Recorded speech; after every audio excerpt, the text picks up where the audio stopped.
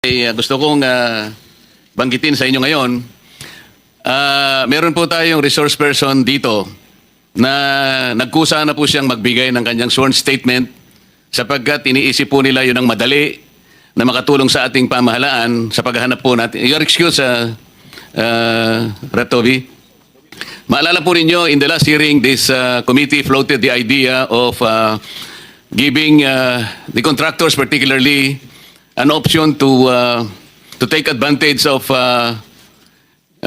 the state witness protection law sapagkat napakalaki po ng problema ang kinakaharap ng bansa natin, particular na po dito sa mga flood control projects na talaga namang nakapagbigay ng alalahanin, hindi lamang alalahanin kundi galit sa ating mamamayan. Meron pong nagkusang loob na gustong magbigay na ng kanilang sworn statement at kinakailangan pong ipresenta natin sila sapagkat ito'y ipinadala nila sa inyong lingkod sa chairman of the House, sa chairman of this Blue Ribbon Committee.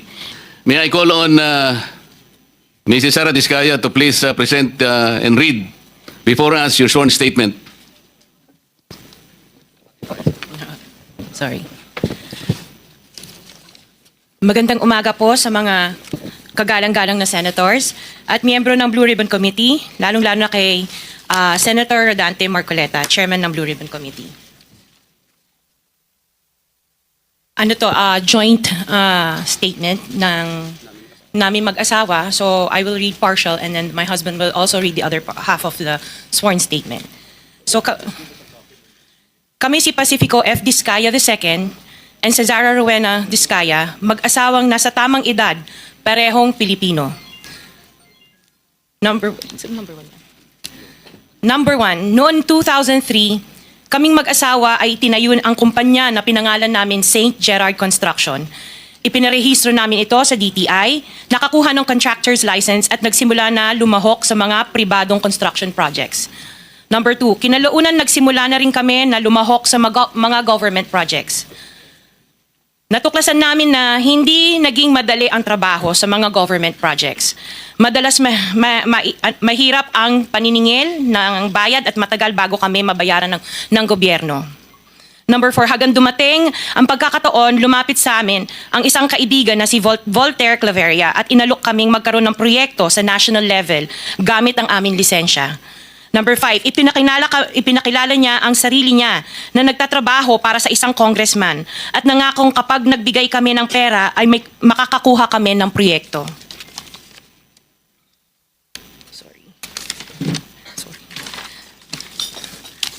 Number 6, dahil wala kaming alam sa kalakaran sa pambansang proyekto sa gobyerno, nagtiwala kami at ibinigay ang lahat ng ipon naming mag-asawa.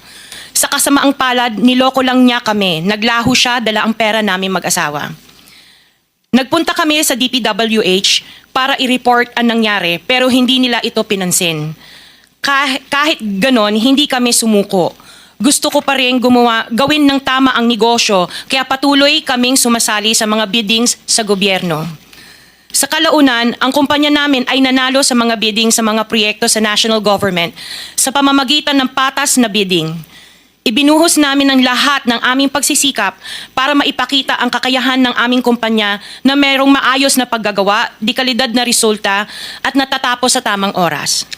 Nagkaroon ng konting tagumpay ang St. Gerard Construction, kaya minabuti namin mag-asawa na mag-expand at bumuo ng ibang kumpanya tulad ng Alpha and Omega General Contractor and Development Corporation. Interjection, Mr. Chair.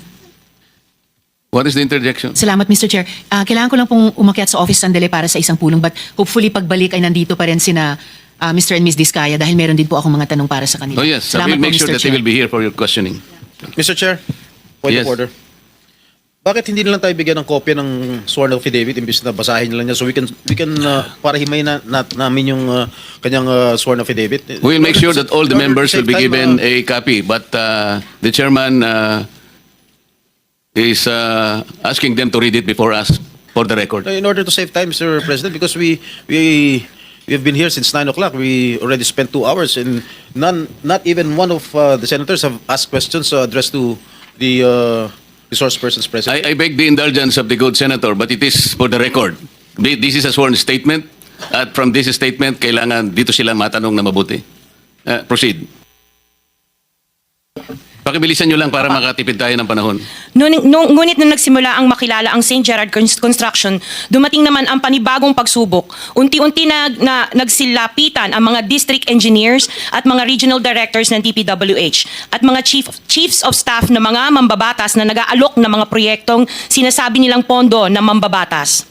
Nung una, sinubukan naming labanan ng mga ito sa pamamagitan ng pagre-report sa DPWH at pagpapadyaryo ng mga tiwaling kawani ng gobyerno, subalit hindi sila natitinag sa mga ito. Sabi nila dapat tanggapin namin ang realidad na dapat kaming magbayad sa mga mambabatas kung gusto po namin magpatuloy na magkaroon ng project sa gobyerno. Kung hindi, binabala nila na matatanggal na sa listahan ang kumpanya namin at hindi na makakakuha ng kahit anong proyekto. Hindi namin ginusto kailanman na mapasama sa ganitong sistema, pero kailangan namin magpatuloy para sa pamilya at mga empleyado namin. Dahil sa aming paglaban, sa mga tiwaling bidding, maraming beses naming naranasan na ma-disqualify ng Bids and Awards Committee ng DPWH na hawak na mga mambabatas na nagpondo sa proyekto. Dahil naiipit na ang aming negosyo, lumulubog na kami sa lumalaking utang ng kumpanya at peligro sa buhay ng aming pamilya. Napilitan kaming makisama sa kalakaran kahit labag sa aming kalooban. Magandang umaga po, Mr. Chair at kagalang-galang na senators at miyembro ng Blue Ribbon Committee, lalong-lalo po kay Senator Rodante Marcoleta. Diretso na. Number 15. Sorry po. 16, paulit-ulit kaming ginamit ng mga nasa pwesto sa sistemang ito. Wala kaming magawa dahil kung hindi kami makikisama, gagawa nila ng problema ang project na na-award sa amin sa pamamagitan ng mutual termination o pagkakaroon ng right-of-way problem na parehong nagdudulot ng hindi matuloy ang implementasyon ng mga proyekto. Matapos naming manalo sa mga bidding, may mga opisyal mula sa DPWS ang lumalapit sa amin para humingi at kumuha ng bahagi niya sa halaga ng proyekto. Ang hinihingi nilang porsyento ay hindi bababa sa 10% at umaabot pa sa 25% na naging kondisyon upang hindi maipit ang implementasyon ng kontrata. Ito ay binibigay namin sa kanila ng cash. Ang bawat transaksyon ay may karampatang voucher at ledger na nagsasaad ng mga araw at kung kailan nila ito natanggap. Ilan sa kanila ay sina Terence Calatrava, former Undersecretary of Office of the Presidential Assistant of the Visayas of the Philippines, Kong Roman Romulo of Pasig City, Kong Jojo Ang of Usmag Ilonggo Party List, Congressman Patrick Michael Vargas of Quezon City, Kong Juan Carlos Arjo Aitayde of Quezon City, Nicanor Nicky Briones of Aga Party List, Congressman Marcelino Marcy Teodoro of Marikina, Congressman Florida Robes of San Jose del Monte, Bulacan, Congressman Leandro Jesus Madroño of Romblon, Congressman Benjamin Benji Agarao Jr., Congressman Florencio Gabriel Bemnoel of Anwaray Party List, Kong Leo de Ode Tariela of Occidental Mindoro, Congressman Reynan Arrogancia of Quezon Province, Kong Marvin Rillo of Quezon City, Kong Teodoro Haresco of Aklan, Kong Antonieta Yudela of Zamboanga Sibugay, Kong Dean Asisio of Caloocan, Kong Marivic Pilar of Quezon City. 21. Mayroon ding mga kinatawa ng ilang politiko na nakikipagtagpo sa amin upang manghingi ng porsyento kapalit ng mga porsyento ng mga proyekto. Ang mga porsyentong ito ay 25% ay ipinipilit sa amin bilang karaniwang kalakaran na wala akong kakainang tanggihan. Ilan sa kanila ay sina Regional Director Eduardo Virgilio of DPWS Region 5, Director Ramon Ariola III of Unified Management UPMO, District Engineer Henry Alcantara, DPWS Bulacan First, Undersecretary Robert Bernardo, District Engineer Aristotle Ramos of DPWS Metro First, Pasig City, District Engineer Manny Bulusan of DPWS North, Manila Deo, District Engineer Edgardo Sipingol of DPWS Bulacan Subdeo, District Engineer Michael Rosaria of DPWS Quezon Second Deo. Karamihan sa mga kawani ng DPWS na nabanggit sa itaas ay paulit-ulit na binabanggit ang delivery ng pera ay para sa kaisaldi ko na dapat at least 25%. Si Kong Marvin Rillo naman ay ilang beses na binabanggit ang pangalan ni Speaker Martin Romualdez bilang kanyang malapit na kaibigan. 25. Sa tuwing umiinom kami sa Wine Story, sa BGC at sa Shangri-La Mall, sinasabi pa ni Kong Rillo na lahat ng kanyang request para sa pondo ay galing pa mismo sa unprogrammed funds at insertion na inaaprubahan ni Speaker. Ang tao ni Marvin Rillo na si Bogs Magalong ang pumupunta sa amin para kunin ang pera sa aming opisina o sa Wine Story. Si Kong Jojo Ang naman, lagi ring binabanggit sa lahat ng project sa kanya ay papondo ni Speaker at ni Saldico. Mataas ang hinihingi sa project, dagdag pa niya, hindi naman lahat ng pera ay para sa kanya, kundi para kay Speaker at kay Saldico. Sa lungsod ng Pasig naman, lumapit sa akin ang DPW's project engineer na si Angelita Garucha para kolektahin ang parte ni Kong Roman Romulo sa flood control projects noong 2022, number 28. Pagdating ng 2025, si District Engineer Aristotle Ramos ang sumunod na nagpakilala na bagman ni Kong Roman Romulo kung saan 30% ang kanyang hiningi ay para kay Kong Roman Romulo.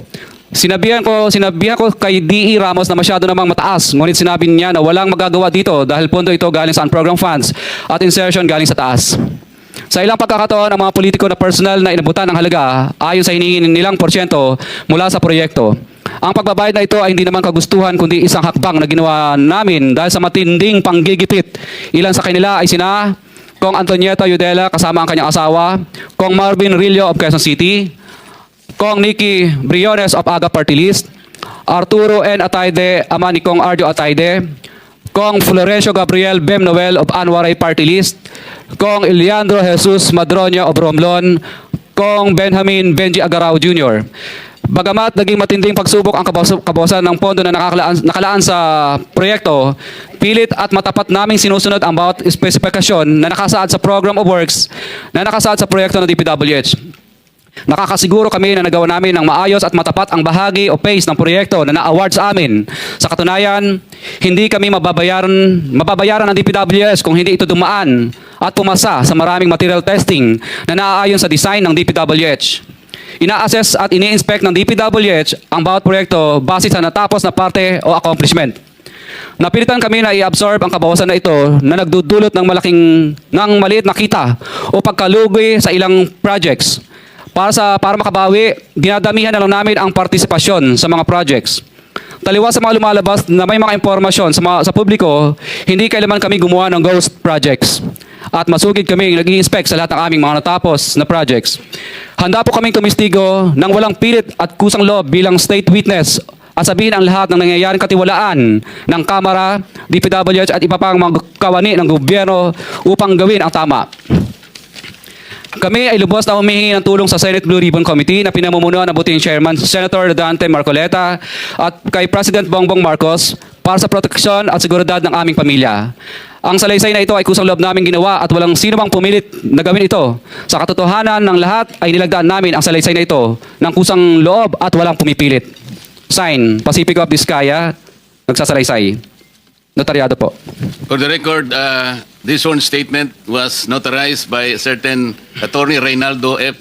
Segubiense, PTR number 246726, January 4, 2024. Hanggang ang MCLE ay 2025. This was notarized on September 6, 2025.